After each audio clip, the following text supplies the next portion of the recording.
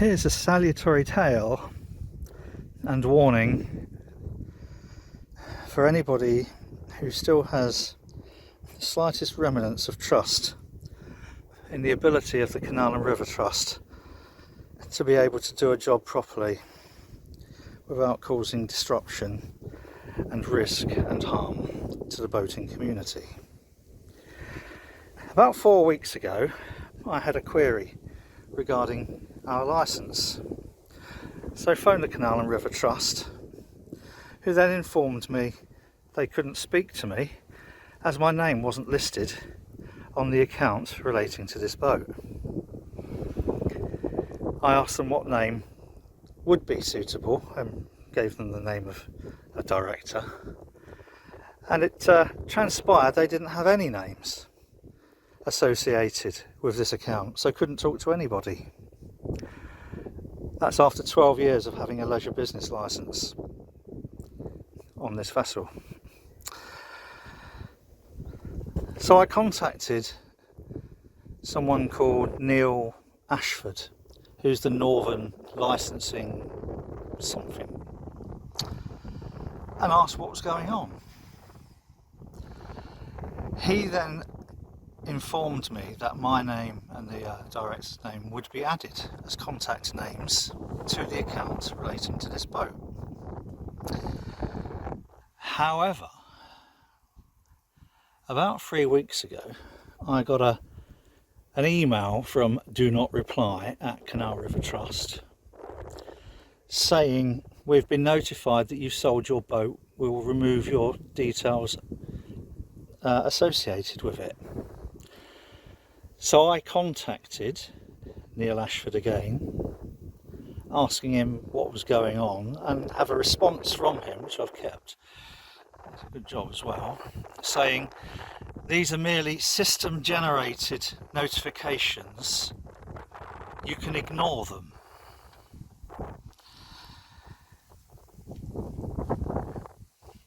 We're away on this boat at the moment. 2 days ago, I got another email saying, further to our previous email, your details have now been removed and your licence has been revoked as of the 31st of August. We received that email on the 6th of September. It was dated the 6th of September. It's now the 8th of September. We noticed this morning that they have actually refunded or put back into the original account that we used to pay for the licence a proportion relating to the unused licence. So I took Neil Ashford at his word and ignored these system generated emails, the consequences of which are that as of the 1st of September, it's now the 8th of September, this boat officially has not been licensed. As a consequence of not being licensed, the insurance policy we have is invalid. So for the last 8 days, we haven't had insurance cover. The consequences of that don't bear thinking about. During those 8 days, we've done the tidal River Trent. During those 8 days, had we been involved in a collision, which does happen, we've never had one, but doesn't mean to say we won't, we wouldn't have been insured. In the event of causing damage to another vessel, we wouldn't have been insured. God forbid, in the event of any incident causing harm or loss of life, we would not have been insured.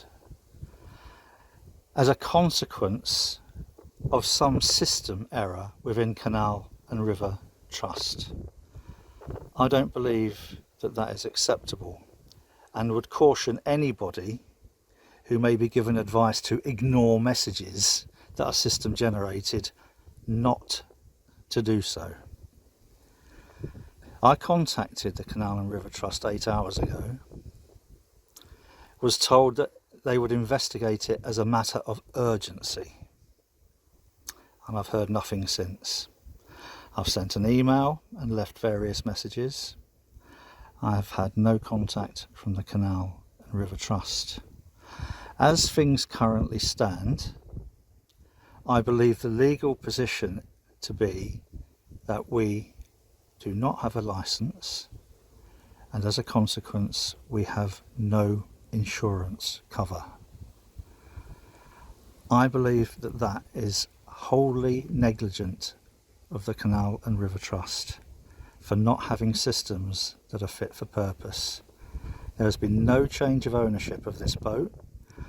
All that was needed was add a contact name to the account.